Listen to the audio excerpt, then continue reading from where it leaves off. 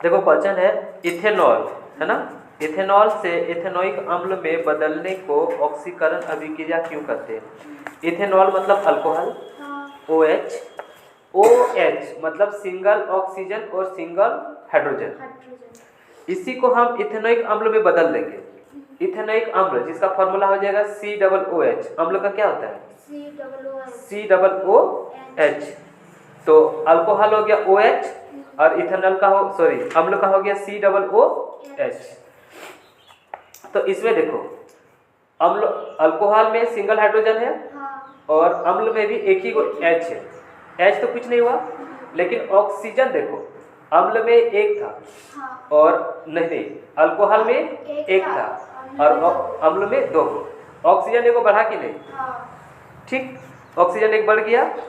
तो अम्ल में बदलने को ऑक्सीकरण अभिक्रिया क्यों कहते हैं। तो ऑक्सीजन बढ़ गया इसीलिए इसको क्या बोलेंगे, ऑक्सीकरण अभिक्रिया। आगे देखो आंसर बता रहे हैं। हाँ, इथेनोइक अम्ल में इथेनॉल की अपेक्षा एक ऑक्सीजन परमाणु अधिक और दो हाइड्रोजन परमाणु कम होते हैं। तो बोल रहा है कि इथेनोइक अम्ल होता है उसमें इथेनॉल की अपेक्षा, इथेनॉल मतलब अल्कोहल की अपेक्षा ऑक्सीजन परमाणु अधिक होते हैं, एक ऑक्सीजन अधिक होगा, एक ऑक्सीजन अधिक होता है और दो हाइड्रोजन कम होता है दो हाइड्रोजन कम है, इसीलिए ये तुम्हारा हो गया, इसीलिए नहीं, इसको बोलेंगे ऑक्सीकरण अभिक्रिया। आगे देखो ऑक्सीकरण की वृद्धि हुई, है ना। अल्कोहल में सिंगल ऑक्सीजन था, हाइड्रोजन में दो और आ गया, डबल ऑक्सीजन है। ऑक्सीजन की वृद्धि और हाइड्रोजन की कमी, और हाइड्रोजन क्या हो गया, कम गया। हाइड्रोजन की कमी वाली रासायनिक अभिक्रिया ऑक्सीकरण अभिक्रिया कहलाती है। तो देखो यहाँ देखो अच्छा से समझ लो। हाँ, इथेनॉल मेथ एथ, इथेनॉल का फॉर्मूला क्या हो गया C2H5OH, है ना, C2H5OH। कॉपी में लिखो ना C2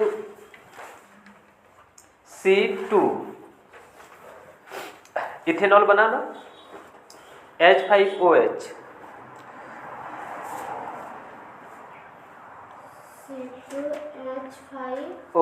ये इथेनॉल का फॉर्मूला हो गया। अल्कोहल है, इसका नीचे लिखो इथेनोइक अम्ल, क्या होता है इसका फॉर्मूला। देखो इथेनॉल का फॉर्मूला हो गया C2H5OH। तो इसमें तुम ध्यान से देखो ऑक्सीजन इथेनॉल में सिर्फ एक है और हाइड्रोजन 6 है, हाइड्रोजन 6 के लिए 5 है और उधर वाला एक हो, सबको काउंट कर लो। अल्कोहल में देखो इथेनॉल में C2H5OH है ना, तो टोटल हाइड्रोजन कितनी है 6, टोटल हाइड्रोजन 6 और ऑक्सीजन 1। अब तुम अम्ल में देखो इथेनोइक अम्ल में टोटल ऑक्सीजन 2 है ना, O2 मतलब 2 ऑक्सीजन, और हाइड्रोजन कितना है 4, ठीक है। तो ध्यान से देखो अल्कोहल और इथेनोइक अम्ल में, इथेनोइक अम्ल में 2 ऑक्सीजन ज्यादा है। नहीं, एक ऑक्सीजन ज्यादा है। हाँ, एक ऑक्सीजन इथेनोइक अम्ल में अल्कोहल की तुलना में एक ऑक्सीजन ज्यादा है, अधिक है, एक ऑक्सीजन अधिक है, और हाइड्रोजन जो है वो कम। हाँ, इथेनॉल में टोटल है 6 हाइड्रोजन और इथेनोइक अम्ल में है 4 हाइड्रोजन, 2 हाइड्रोजन उसमें कम है। तो सुनो, वैसी अभिक्रिया जिसमें ऑक्सीजन की वृद्धि हो और हाइड्रोजन की कमी हो, ह्रास हो, उसको बोलते हैं ऑक्सीकरण अभिक्रिया। तो इस अभिक्रिया में जब इथेनॉल से इथेनोइक अम्ल बना, ऑक्सीजन बढ़ गया, एक ऑक्सीजन अधिक हो गया और 2 हाइड्रोजन कम हो गया, इसलिए इस प्रकार की अभिक्रिया को बोलेंगे ऑक्सीकरण अभिक्रिया कहेंगे, समझी। तो ये क्वेश्चन हो गया। नेक्स्ट देखो सेकंड क्वेश्चन है, ऑक्सीजन तथा एथाइन के मिश्रण का दहन वेल्डिंग के लिए किया जाता है। क्या आप बता सकते हैं कि इथेनॉइक तथा वायु के मिश्रण का उपयोग क्यों नहीं किया जाता है? तो यहाँ पे ऑक्सीजन है, ऑक्सीजन समझती है हवा। हाँ। और एथाइन, एथाइन नहीं जानती तो बस ऐसे याद रखना। हाँ देखो एथाइन क्या होता है, मिथ ईथ 2 कार्बन होगा। हाँ। और ईएन लगा है ना, ईएन मतलब कि डबल बॉन्ड है ना। हाँ। तो इसको बोलेंगे इथाइन। तो 2 कार्बन के बीच में जब डबल बॉन्ड लगता है तो इथाइन बन जाता है ना। तो इथाइन एक गैस है। क्या बोल रही है? ट्रिपल बॉन्ड आइन रहेगा तब ना ट्रिपल बॉन्ड। तो अच्छा आकार तो दिया है ना। हाँ सही बोले। एक कार्बन से एकार लगता है, 2 कार्बन से इन लगता है, दीर्घी रहता। सॉरी गलती हो गया। तो दीर्घी रहता तो बोलते डबल बॉन्ड। हाँ। तो यहाँ पे आकार दे दिया, ओ की जगह आकार दे दिया, ई लगा दिया, गलती हो गई ना। तो ऑक्सीजन मतलब हवा। हाँ। और इथाइन, इथ मतलब कि 2 कार्बन और आइन मतलब कि ट्रिपल बॉन्ड वाला त्रिआबन। तो त्रिआबन मतलब इथाइन, ये भी एक प्रकार का गैस है। इन दोनों गैस का उपयोग करके लोहा वगैरह जानते हैं ना, वेल्डिंग किया जाता है। वेल्डिंग भी किया जाता है।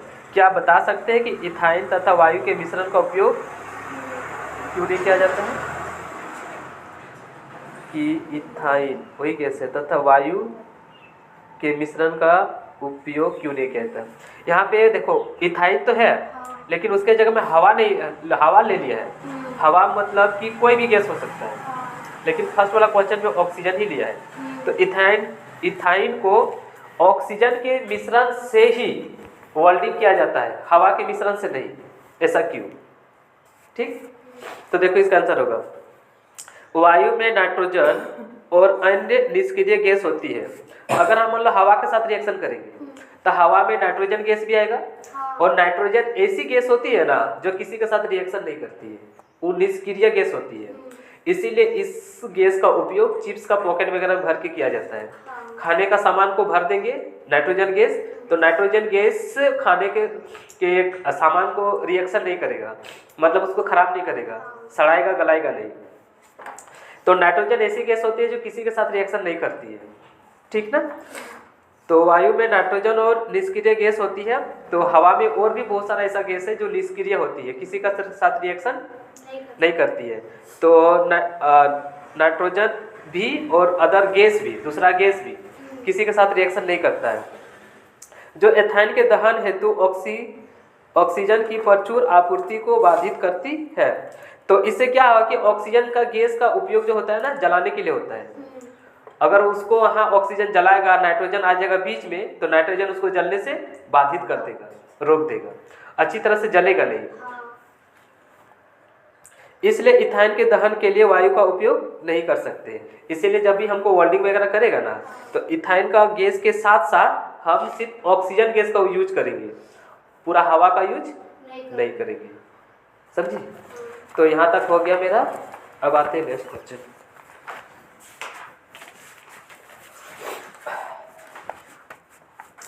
क्वेश्चन एक पढ़ो ना। उपयोग द्वारा आप अल्कोहल एवं कार्बोक्सिलिक अम्ल में कैसे अंतर कर सकते हैं? हाँ देखो, उपयोग द्वारा आप अल्कोहल तथा कार्बोक्सिलिक अम्ल में कैसे अंतर कर सकते हैं। तो देखो अल्कोहल है ना OH, अल्कोहल कार्बोक्सिलिक अम्ल में निम्न अंतर पाया जा सकता है। कि फर्स्ट देखो 2 का अंतर दिया हुआ है।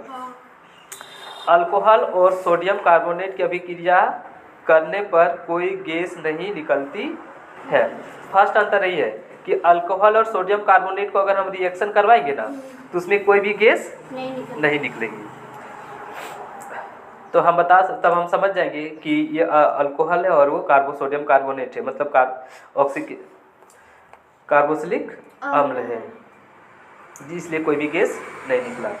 दूसरा देखो, एथेनॉइक अम्ल की सोडियम कार्बोनेट से अभिक्रिया कराने पर सनसनाहट के साथ CO2 गैस उत्पन्न होती है जो चूने के पानी को दूधिया कर देगा। CO2 गैस कार्बन डाइऑक्साइड, हम लोग पहले चैप्टर में भी पढ़े कि कार्बन डाइऑक्साइड का परीक्षण करेंगे तो चूने के पानी को वो दूधिया कर देता है। तो यहाँ पे है इथेनॉइक अम्ल, एक अम्ल ले लिए हैं। इसी अम्ल को सोडियम कार्बोनेट के साथ अभिक्रिया कराएंगे तो देखेंगे ना सनसनाहट के आवाज आएगा और गैस उत्पन्न होगा। तो ये 2 अंतर हो गया।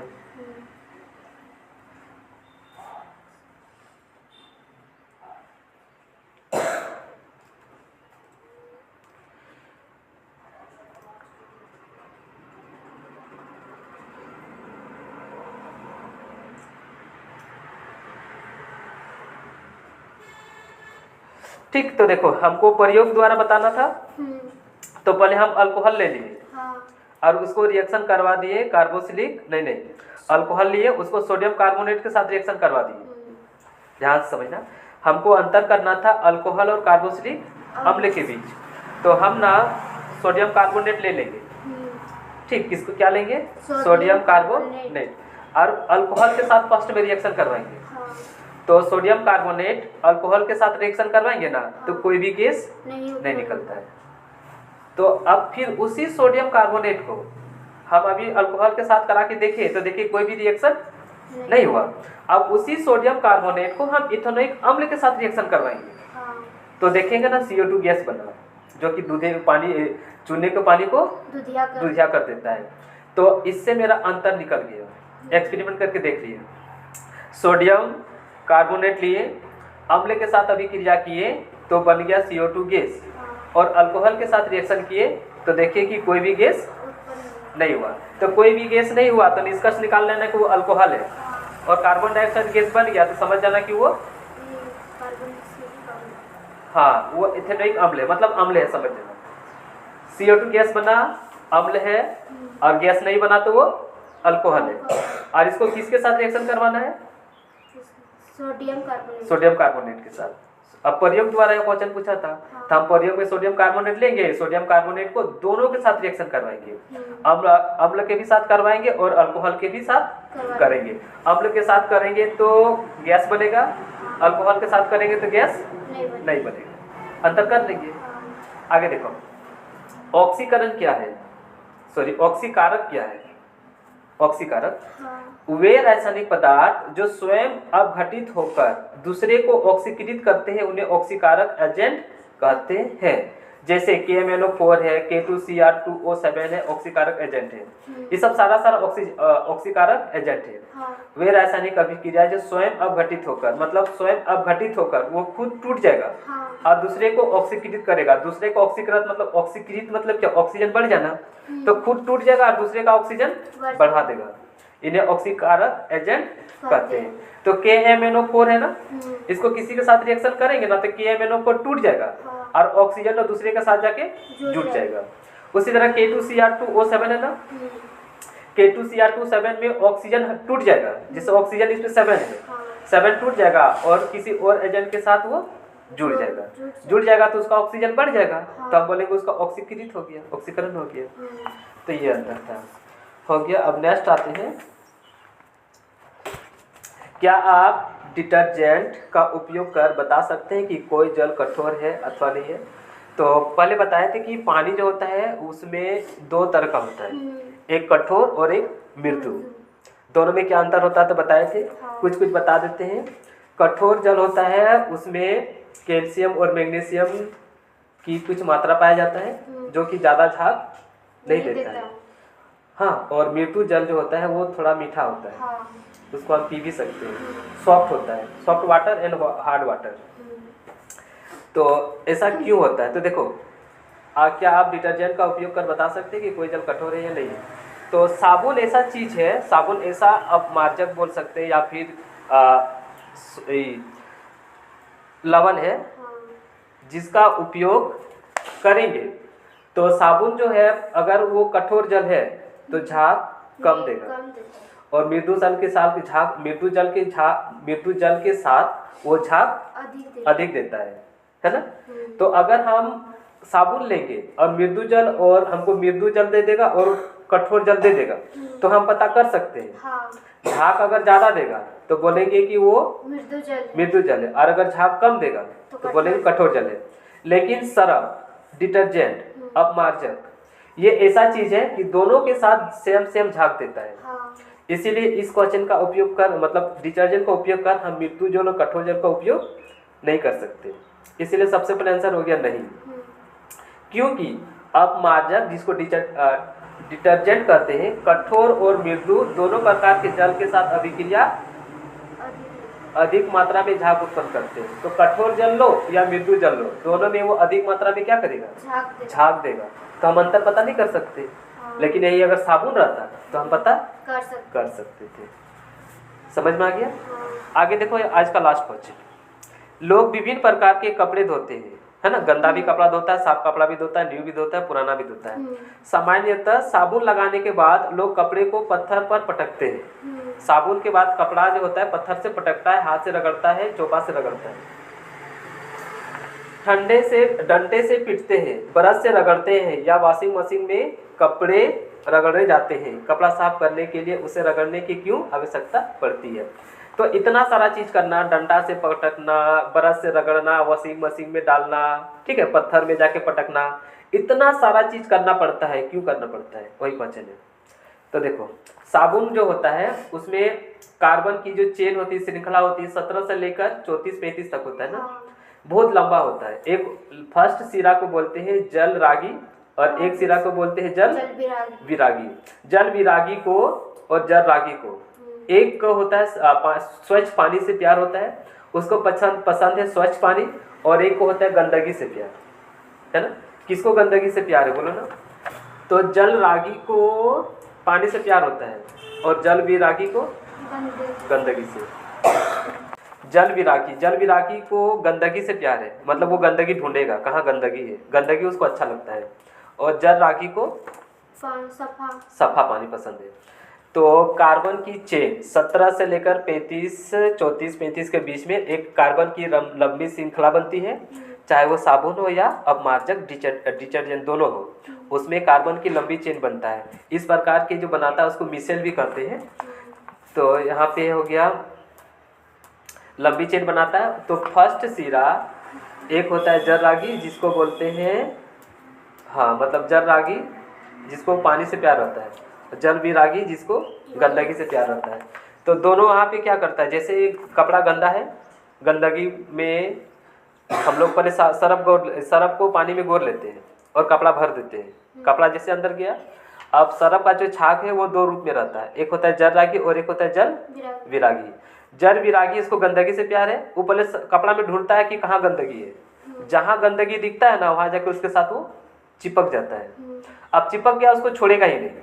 ऐसा डिटर्जेंट का एक दो नहीं हजारों करोड़ों लाखों मॉलिक्यूल्स उसके साथ जाके चिपक जाता है, छोड़ता नहीं है गंदगी को। और दूसरा सिरा जो होता है जल रागी, उसको जल से प्यार होता है ना। अब उसको वो जल में ये होता है, जैसे हम उसको रगड़ते हैं, रगड़ने से क्या होता है धीरे धीरे उसमें खिंचाव आता है और गंदगी खींच के कपड़े को छोड़ देता है और पानी में आ जाता है। तो पानी में आ जाता है तो इस प्रकार से गंदगी कपड़े को छोड़ दिया तो कपड़ा साफ हो गया और पानी गंदा हो जाता है। तो उसी को देखो बता रहे, साबुन से कपड़े धोकर साफ करने के लिए रगड़ना या पीटना आवश्यक है। अगर हम साबुन से कपड़ा धो रहे हैं ना तो उसको पीटना या रगड़ना आवश्यक है, जरूरी है। नहीं रगड़ेंगे, नहीं पटकेंगे तो वो साफ नहीं होगा। क्योंकि जल में क्या क्या होता है देखो, मैग्नीशियम और कैल्शियम के लवणों के साथ साबुन क्रिया करके अघुलनशील श्वेत दही जैसा पदार्थ बनाता है।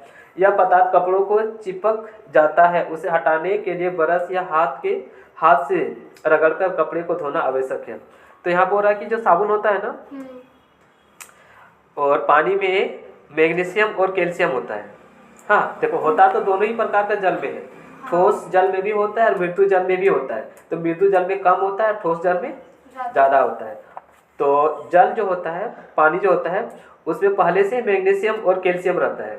और सोडियम जो होता है, मतलब साबुन जो होता है पहले से सोडियम होता है। तो इससे क्या हो गया, साबुन का जो फैन है जैसे पानी में जाता है तो वो लोग देखो मैग्नीशियम और सोडियम के लवणों के साथ साबुन क्रिया करके अघुलनशील श्वेत दही जैसा पदार्थ बनाता है। तो सोडियम और मैग्नीशियम दोनों रिएक्शन कर लेगा पानी के अंदर। सोडियम साबुन वाला का पार्ट जाएगा और मैग्नीशियम पहले से ही पानी में रहता है। जैसे सोडियम और मैग्नीशियम पानी में के साथ घुल जाता है, मिल जाता है, एक प्रकार का श्वेत दही जैसा पदार्थ बना लेगा। वैसा पदार्थ बना लेगा जो कपड़े के साथ चिपक जाता है। यह पदार्थ कपड़ों पर चिपक जाता है तो वो पदार्थ कपड़ों पे चिपक जाएगा, कपड़ा को छोड़ेगा नहीं। अब उसको छोड़ेगा कब, जब उसको ब्रश करेंगे तब। तो उसे ब्रश से हटाने के लिए ब्रश या फिर हाथ से रगड़ना पड़ता है, तब साफ होता है। तो यहाँ पे तो हमको दूसरा आंसर दे दिया है, और हम जो पहला आंसर बोले ना वो भी तुम चाहे तो लिख सकती है, ठीक ना। कि साबुन सरफ में मिसेल का निर्माण करता है, एक सिरा जल रागी, दूसरा सिरा जल विरागी। वो वाला भी बता लिख सकती है। और यहाँ पे दूसरा आंसर दिया है कि सोडियम जो कि साबुन में रहता है, मैग्नीशियम जो कि पानी में रहता है, हाँ। दोनों मिलता है तो एक श्वेत दही जैसा पदार्थ बनाता है जो कि कपड़े में चिपक जाता है। अब इसको हटाने के लिए हमको हाथ से रगड़ना पड़ता है। 2 आंसर हो गया। दोनों में तो तुम जिसको चाहे लिख सकती है, पर ज़्यादातर आंसर वही वाला होगा। मिसेल का निर्माण करके कपड़ा को झाग दे के उसको रगड़ते हैं तो उसको पानी मतलब गंदगी कपड़ा छोड़ देता है, पानी के साथ घुल के पानी को गंदा कर देता है, इससे कपड़ा साफ होता है। वो वाला सटीक आंसर है, ठीक ना। तो बस तुम्हारा आज तक यही, कल से हम लोग अभ्यास करेंगे। तो हम लोग को क्या क्या बच गया देखो।